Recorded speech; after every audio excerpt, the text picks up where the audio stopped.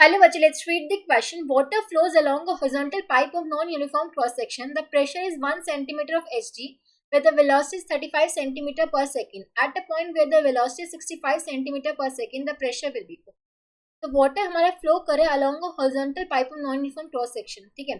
तो प्रेशर दे रखा है एट अ पॉइंट जहाँ पे वेलोसिटी में दे रखी है 35 सेंटीमीटर पर सेकंड, जहाँ पे हमारी वेलोसिटी 35 सेंटीमीटर पर सेकंड है, यानी कि 35 इंटू में 10⁻² मीटर पर सेकंड। वहाँ पे जो प्रेशर दे रखा है that is 1 centimetre of Hg। इसको हम न्यूटन पर मीटर से कैसे कन्वर्ट करेंगे? देखो 1 सेंटीमीटर ऑफ मर्करी कॉलम दे रखा है, यानी कि ये हो जाएगा रो जी एच, ठीक है।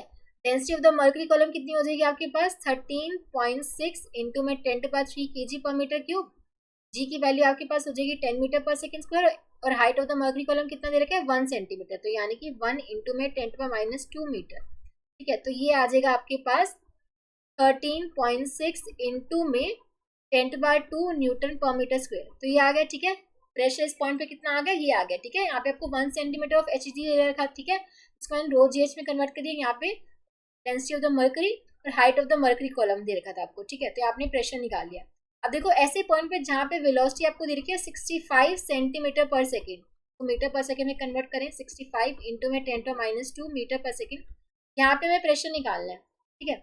अब देखो, ठीक है, तो अब यहाँ पे हम क्या कर सकते हैं? बर्नौलीज थ्योरम लगा सकते हैं। अब देखो हॉरिजॉन्टल पाइप की बात हो रही है, तो जो हमारी एक टर्म होती है पोटेंशियल एनर्जी वाली की वजह से, वो तो हमारी नहीं होगी, ठीक है। तो यहाँ पे हम ये टर्म लिख सकते हैं कि जो P1 plus half rho V1 square would be equals to P2 plus half rho P2 square, ठीक है।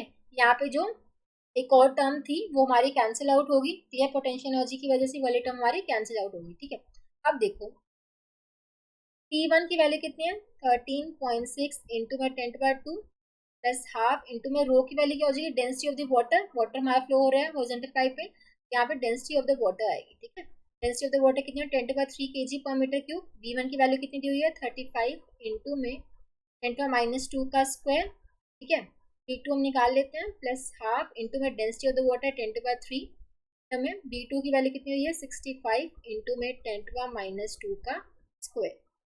इसका सॉल्व करते हो तो यहाँ से जो P2 की वैल्यू आ जाएगी आपके पास, दैट वुड बी 1210 न्यूटन पर मीटर स्क्वायर, ठीक है। इसको आप सॉल्व करोगे इस इक्वेशन को, ठीक है। तो आपके पास यहाँ पे प्रेशर की वैल्यू क्या आ जाएगी? P2 की वैल्यू आ जाएगी 1210 न्यूटन पर मीटर स्क्वायर। लेकिन हमें क्या चाहिए? In terms of mercury column of Hg, इसके टर्म्स में चाहिए। तो ये कैसे निकालेंगे? ठीक है, ये हम निकाल लेंगे, जो कॉरेस्पॉन्डिंग रीडिंग हो जाएगी मर्करी कॉलम की, दैट वुड बी, जो कॉरेस्पॉन्डिंग रीडिंग हो जाएगी मर्करी कॉलम की, that would be P2 divide by density of Hg to में G, ठीक है। तो ये आ जाएगा 1210 divide by density of the mercury, that would be 13.6 into में 10⁻³ इंटू में G की वैल्यू 10।